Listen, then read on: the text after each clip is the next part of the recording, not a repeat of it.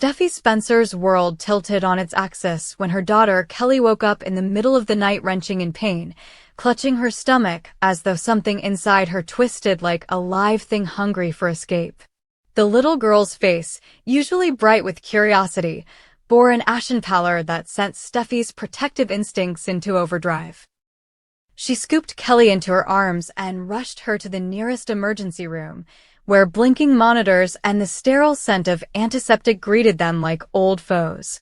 Nurses hustled Kelly into a trauma bay while Steffi hovered at her daughter's bedside, hands shaking as she watched the 4 drips settle into Kelly's tiny veins.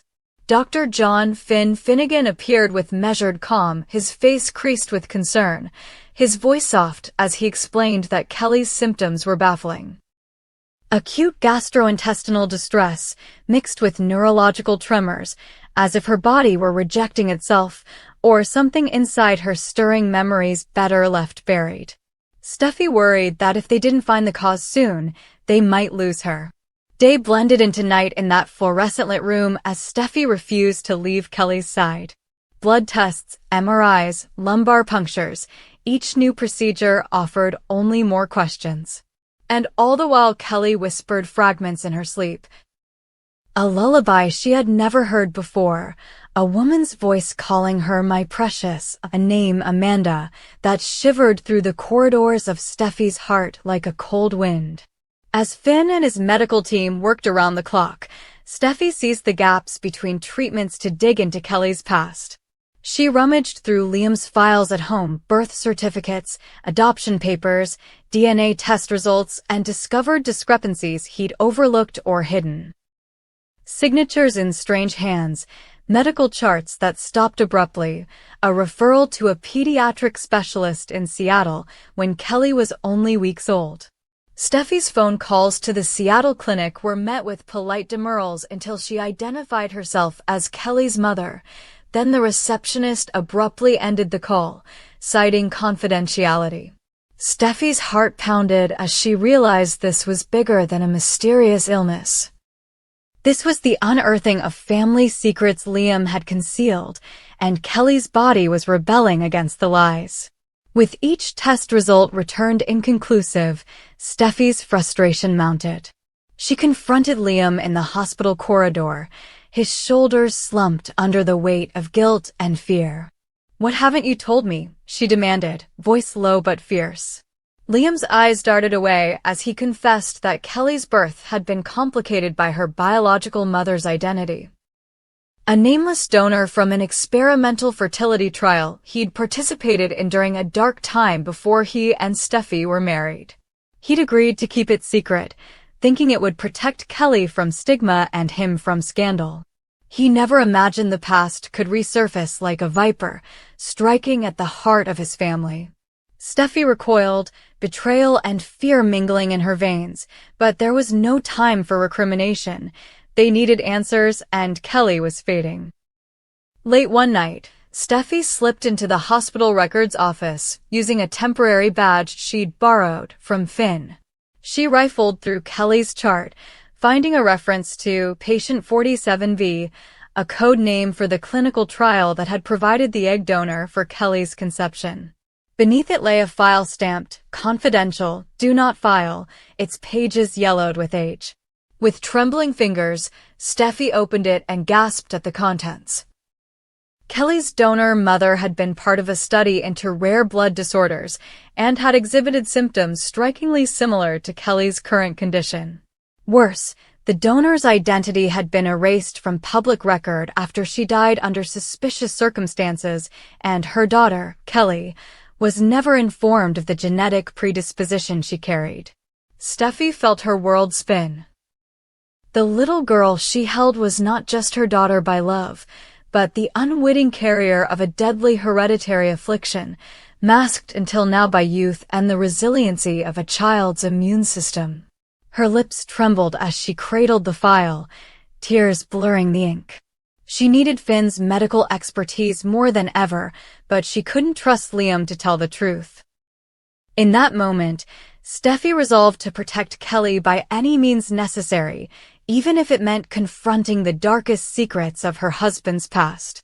Back in Kelly's room, the little girl's fever spiked again, her tiny body convulsing under the sheets. Finn, steeled by years of saving lives, worked with Steffy to stabilize Kelly, but without knowing the genetic trigger, they were fighting a ghost.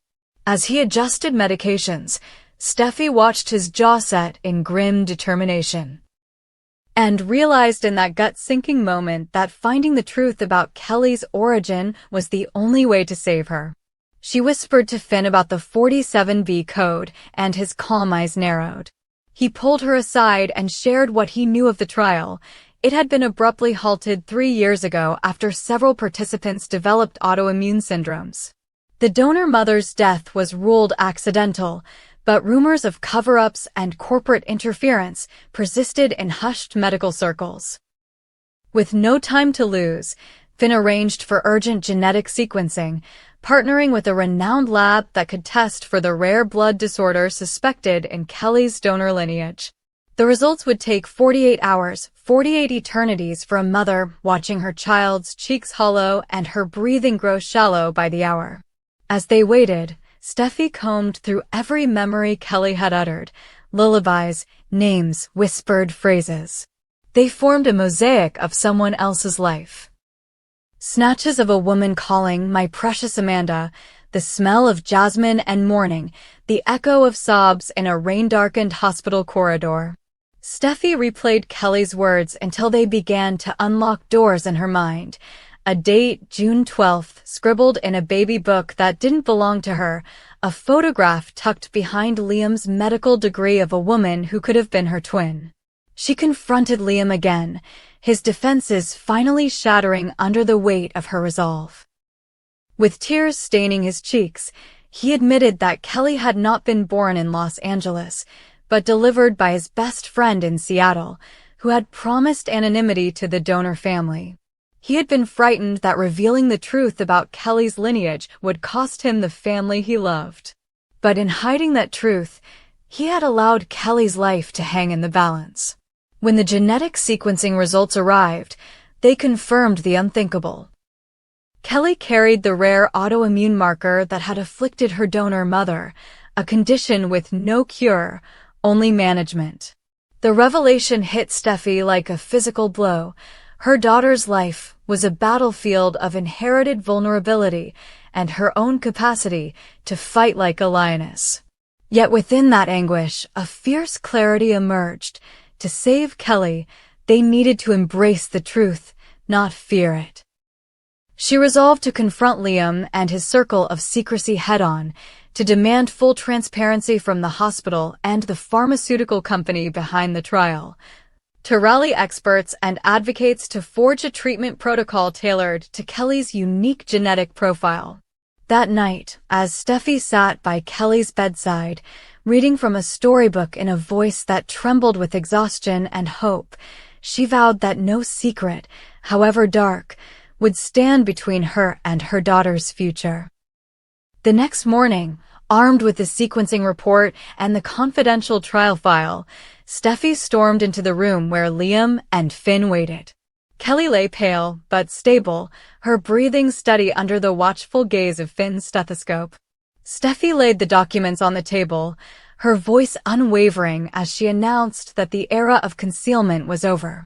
Liam, face etched with remorse, agreed to accompany her to Seattle to interview the donor clinic's director, and to face wherever that truth would lead them. Finn pledged his unwavering support, promising to marshal his medical contacts and resources to secure experimental treatments and compassionate use exemptions. As they stood united, mother, father, healer, Steffy felt a new chapter unfolding, one built not on half-truths and hidden agendas, but on fierce love and unflinching honesty. Kelly, stirred by the solemn determination of the 3 adults around her, opened her eyes and managed a weak smile, as if to say she understood. Her life story was more extraordinary and more perilous than any fairy tale. But it was hers to shape with the people who loved her most. And so, as they prepared to embark on a journey of medical advocacy, legal confrontation, and emotional reckoning, Steffy held Kelly close, breathing in the child's faint, oxygen-scented hair, and whispered, "We will fight this together, my love. Every secret, every fear, gone. We face the truth, and we win." In that moment, beneath the clinical hum of monitors and the sterile glare of hospital lights, a family fractured by deception began to stitch itself back together. Forged anew in the fire of revelation and united by the unbreakable bond between a mother and her daughter. The road ahead would be fraught with ethical battles, pharmaceutical roadblocks, and the specter of inherited disease, but Steffy's heart brimmed with unshakable conviction. No secret could defeat the fierce power of a mother's love, and no genetic code could extinguish the light of a child determined to live. As Kelly's fragile body wavered under the weight of the genetic curse coursing through her veins, Steffy Spencer found herself submerged in a relentless tide of fear and sorrow that threatened to drown her in regret.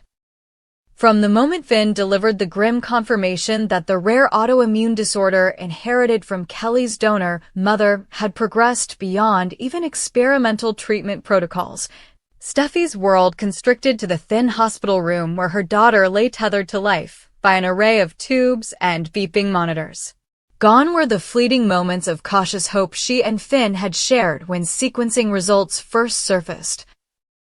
They had been replaced by the ominous countdown of organ failure.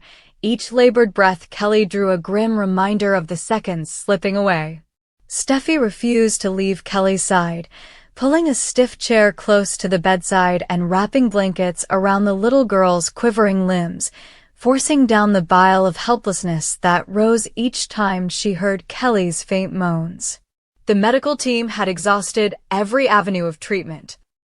High-dose immunosuppressants, plasmapheresis to filter Klaus's mutated antibodies from her blood, compassionate use orphan drugs flown in from Europe, and yet the disease advanced with a ferocity that mocked their efforts. Finn hovered in the periphery, his surgeon's precision replaced by the raw anguish of a doctor who could not save the life in front of him despite possessing the tools to heal any other patient he had ever treated. Their shared glances, once filled with professional camaraderie or tentative tenderness, became laced with unspoken dread, as if each wished to will Kelly's heartbeat back into strength simply by wanting it enough. As days bled into nights, the rhythm of the ICU became Steffy's prison. The steady hum of ventilators and the high-pitched alarms that screamed whenever Kelly's oxygen saturation dipped below safe levels were the only constant in her fractured world. She memorized the cadence of every machine and the small changes in Kelly's skin tone, the pallor that deepened around her eyes, the translucent sheen that spread across her cheeks as circulation faltered. Friends and family visited in hushed waves, offering forced smiles and tentative reassurances that fell flat against Steffy's throbbing heart.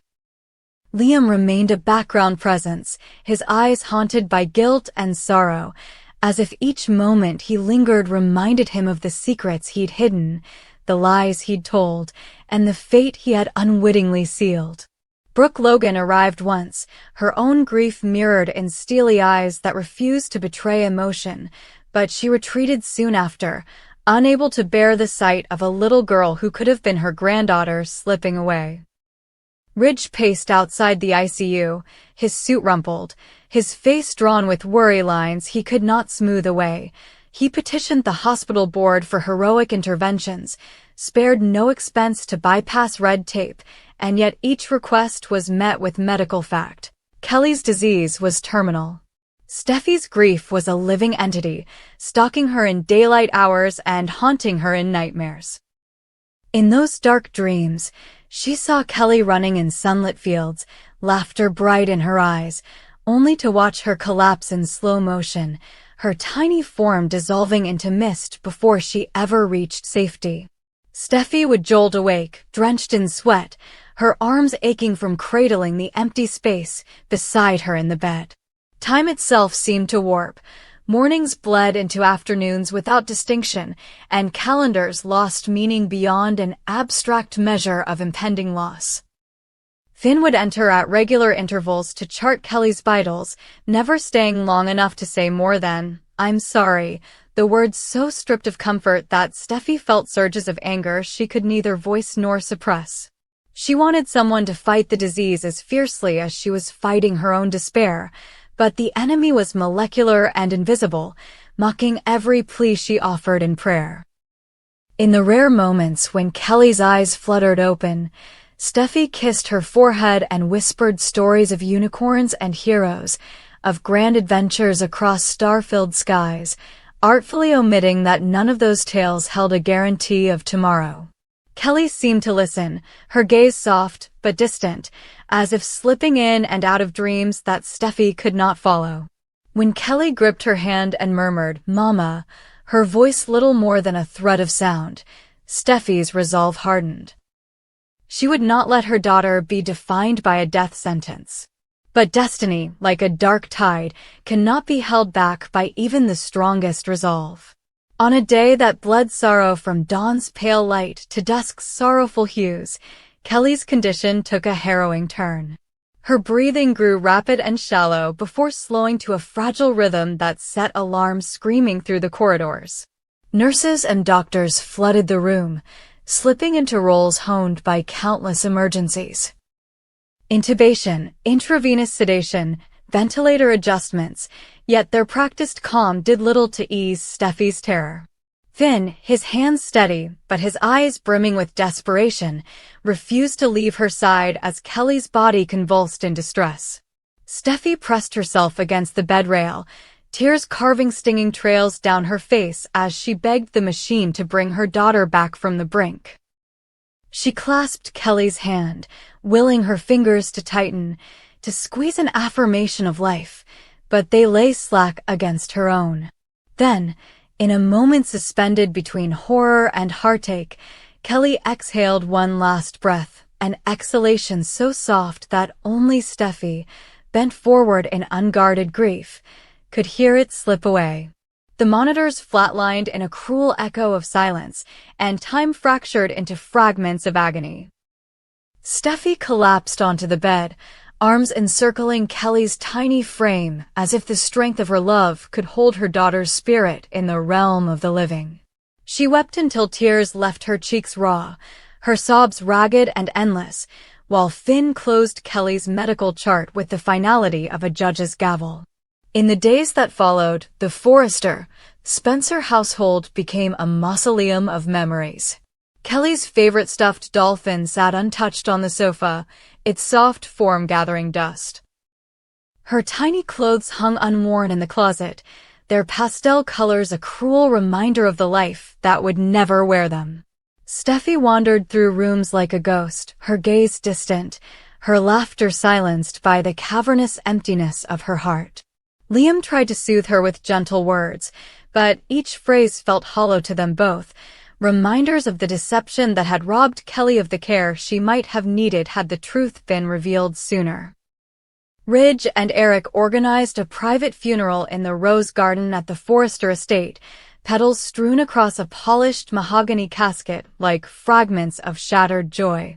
Brooke supplied a single orchid corsage for Steffi, who accepted it with shaking hands before tracing its petals with tears that never seemed to cease.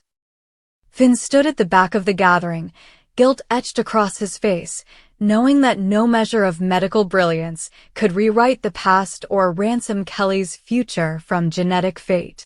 The service passed in a blur of eulogies praising Kelly's bright spirit, her laughter and kindness, the way she had lit every room she entered.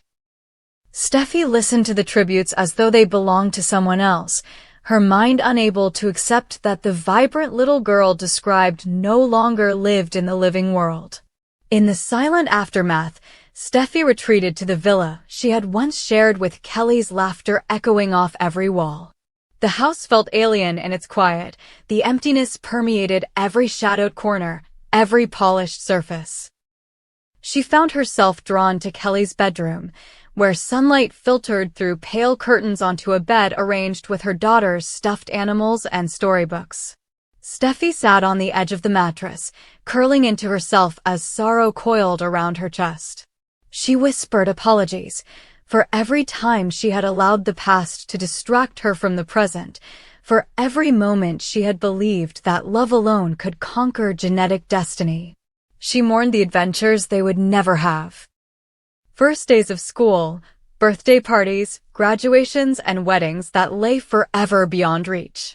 The ache of a mother's love transformed into grief so profound it defied words, compelling her to clutch Kelly's dolphin and press her face into its soft fur, as though in that contact she could feel her daughter's heartbeat once more. Friends and family attempted to reach out. Florence locked eyes with Steffy and delivered meals in silence.